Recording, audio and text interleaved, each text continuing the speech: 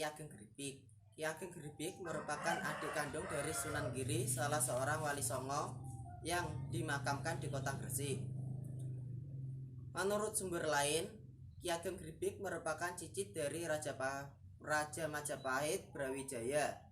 Ayahnya yang bernama Pangeran Kedawung, salah seorang keturunan Lembu Niroto, pemilik Panembahan Bromo, yang juga putra ketiga dari Raja Brawijaya 11 pada tahun 1446 sampai 1478. Konon Ki Ageng Gripik ini adalah salah satu murid kesayangan dari Sunan Kalijaga yang memiliki nama asli Syekh Abdurrahman atau lebih dikenal dengan Syekh Maghribi. Ini sangat terkenal dan disegani oleh masyarakat di wilayah Malang. Menurut buku Muhammadiyah setengah abad 1912 sampai 1962, terbitan Departemen Penerangan RI, disebutkan bahwa Ki Ageng Gripik masih keturunan dari Sunan Maulana Malik Ibrahim yang berputra Maulana Ishak, yang berputra Ainul Yakin atau Sunan Giri, yang berputra Maulana Muhammad Fadilah atau Sunan Prapen, yang berputra Maulana Sulaiman alias Ki Ageng Gripik.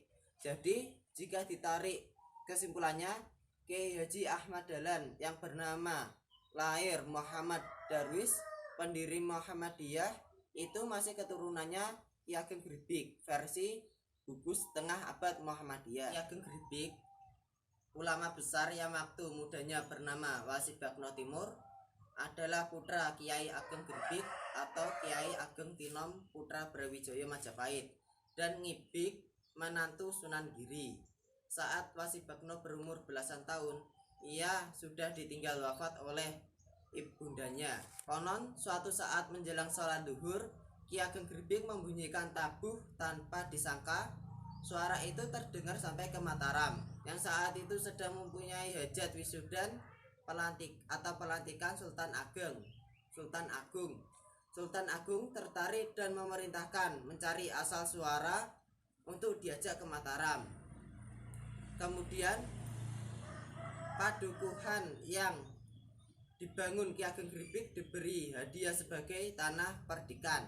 Sebagai gantinya, Ki Ageng Gripik diwajibkan ikut hadir setiap peringatan hari kelahiran Sultan Agung di Mataram. Selain itu, Ki Ageng Gripik juga diberi hadiah istri yang tidak lain adalah Raden Ayu Emas, adik Sultan Agung sendiri. Pada suatu malam, saat sholat tarawih akan dimulai, Ki Ageng Gripik belum juga datang. Konon pada saat tertentu di malam Ramadan, Ki Ageng Gripik menghadiri sholat tarawih di Mekah bersama Sultan Ageng. Kendati begitu, jamaah masih taat menunggu sepulang dari Mekah. Ki Ageng Gripik menuju masjid di Jatinom guna memimpin sholat tarawih sampai selesai. Ki Ageng Gripik bermaksud membagi oleh-oleh dari Mekah berupa kue apem. Namun kuenya cuma 3 buah, sementara anak cucunya banyak. Karena itu Ki Ageng Gripik meminta pada Nyi Ageng untuk membuatkan kue apem yang terbuat dari beras. Saat itulah Ki Ageng Gripik berpesan agar tiap bulan Sapar menyisihkan harta bendanya untuk zakat syukuran. Menurut kepercayaan, apem Yaqowiyu yang selesai disalatkan dan dibagikan itu dapat mendatangkan rezeki. Ki Ageng Gripik juga meminta kepada orang-orang Jatinom di bulan Sapar agar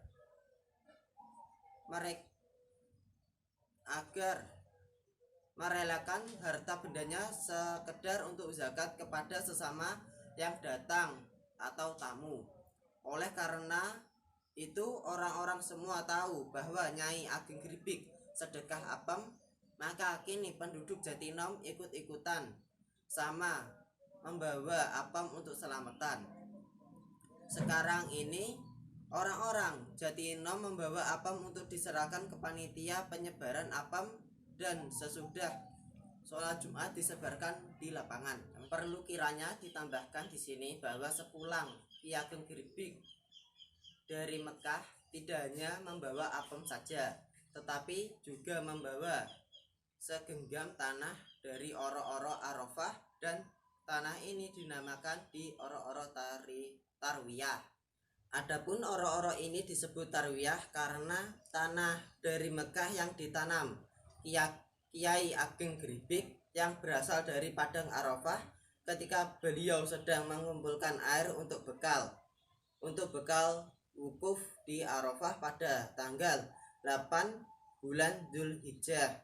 Dari tanggal 8 Zulhijjah ini dinamakan Yaumul Tarwiyah, yang artinya pada tanggal itu para jemaah haji mengumpulkan air sebanyak-banyaknya untuk bekal di Arafah. Ditambah lagi informasi yang mengatakan Ki Ageng Geribik adalah murid Sunan Kalijaga yang wafat pada usia 131 tahun di tahun 1586